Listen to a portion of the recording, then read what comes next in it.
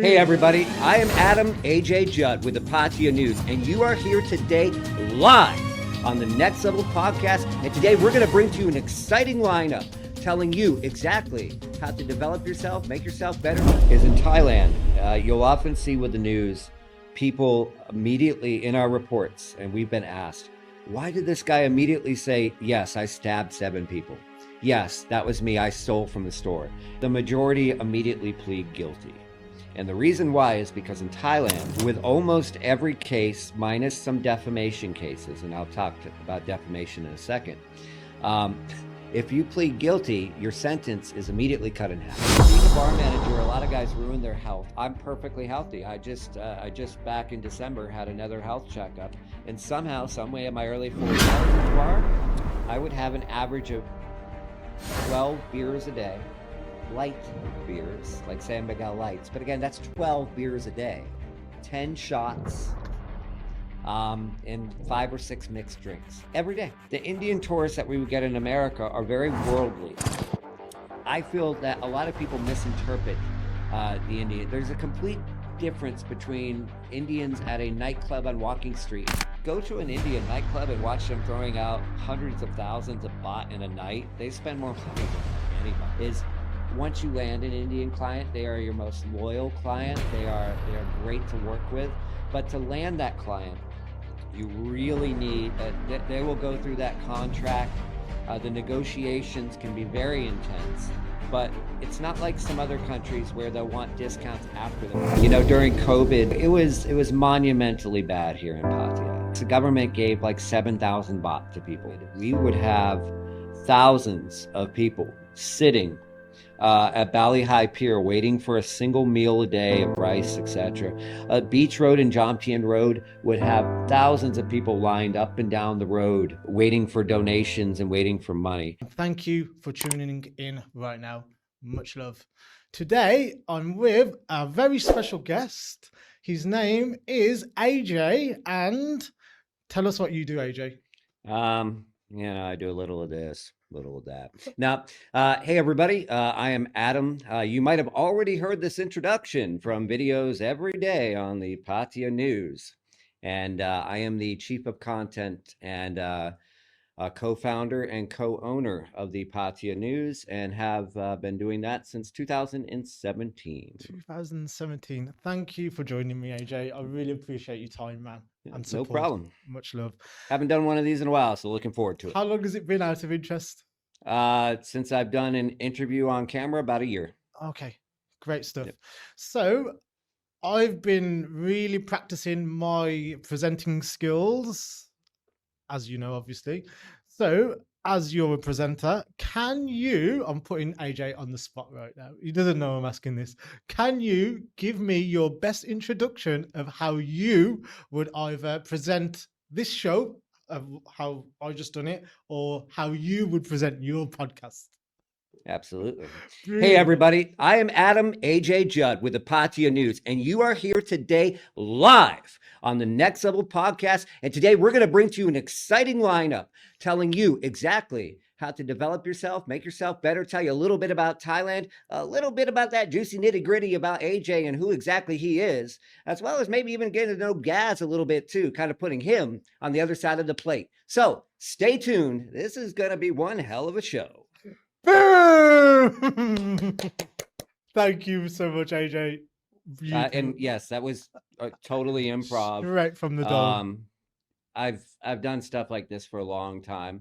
I haven't done it in quite a while, and I mostly do the background stuff now. I do voiceovers still. For a variety of reasons. Some of it is I'm getting various dental work done. Others is we have a different sales team, and just a lot going on in my life that I haven't done this stuff in a while, but I enjoy it. So I was looking on your Patia News site, social medias, and I haven't seen you do like you was doing those updates and those weekly. Yes, we changed. I used to do weekly updates and weekly stuff, and instead we decided versus the updates to focus on putting out more daily news videos, and that actually grew our YouTube channel quite a bit. Okay. Now, at the end of the day, with YouTube, I found that you're often a victim of the algorithm, so to speak. It took a couple years to really start going, and we've only got about 13,500 followers, but we Nice. grew about 7,000 of those just in the past like 6 months. Because Okay. prior to that, we've been doing YouTube for about 3 years, but really became aggressive about videos, that daily videos, only about a year and a half ago. Mm. And it took a while for YouTube to pick up on the algorithm. In the past 30 days, we've had over 2 million views on Instagram. And that's really with only like 23,000 Oh followers. wow. So that's really started to grow for us a lot too. Facebook, I mean, we've got like 880,000 followers combined from the Thai and English. Mm. But a lot of times I meet people every day who aren't aware that the Pattaya News even has Thai language. We have 16 languages. On the bottom left corner of the website, you can change to Russian, to German, etc. Mm. But the Thai language has its own team and its own news, which is different. So, to answer your question in short, on an average day, I'd say we do about 15 to 20 news articles on the website, and those go on posts on all those social media platforms I just listed. Yeah. So one post for each. So you're talking over 100 posts a day. Mm. But we have a team. It's not just me. Yeah. Share a little bit about your team and how many team members you have.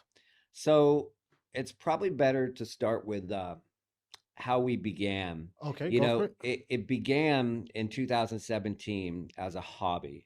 Just yeah, 2017. I've always been a news person. I'm not a journalist by trade. We can get into that later. But, at the very end of 2017, myself and my business partner basically said, you know, there's a gap in the news here in Patia.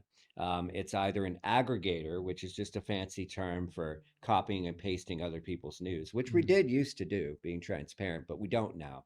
Um, and there was news that basically just wasn't news and just tried to sell condos. Mm. There's no problem in trying to have advertisers and selling condos, but if you have no news and that's your whole platform, that's the issue. So we started that as a hobby. And it was just me, just really a Facebook page back then. No Mm. YouTube, no TikTok, nothing. And we continued on in that hobby because at that time I was in the entertainment industry in Patia, Mm. a bar manager. Where, Calling it out as it is. where was that? If you Yeah, don't mind sharing. that was on the infamous Soy Six.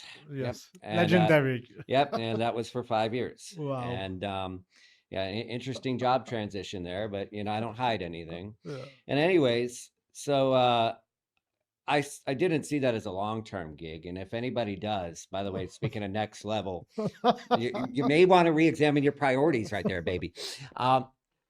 In terms of that it was a hobby, and then COVID hit in 2020. And I know COVID hit everybody different. You've got viewers from around the world, and people that will watch this are from different places. But in Thailand, although we didn't have a hard stay at home lockdown, everything shut down. And there was very little government support. And there were rules, like many countries, probably like the UK, that were changing every single day. And up till 2020, the news was a hobby. When COVID hit, it became a serious business. One, because all of the bars and everything else that were being used from their income were shut in Thailand off and on for almost 2 years, a lot longer than Western countries. It really took them a long time to get the bar industry going again. It was basically shut, other than a few small openings here and there, or pretending to be restaurants, from about St. Patrick's Day 2020 until the middle of 2022. So the news became a primary product, but more importantly, people began to really we quadrupled our viewership during COVID because I basically sorted through all the bullshit. Pardon my French. I can curse on this, Go right? for it. Okay. Crack on. I know it's YouTube, so, but I think as long as you don't curse in the first 8 seconds or Oh, is that something, you're okay. Yeah. it? Anyways, Enlighten me. I ain't got a clue.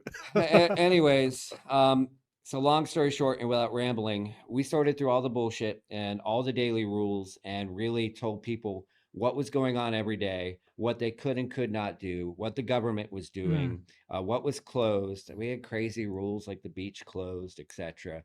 I think that happened in the UK too. But anyways, Mm.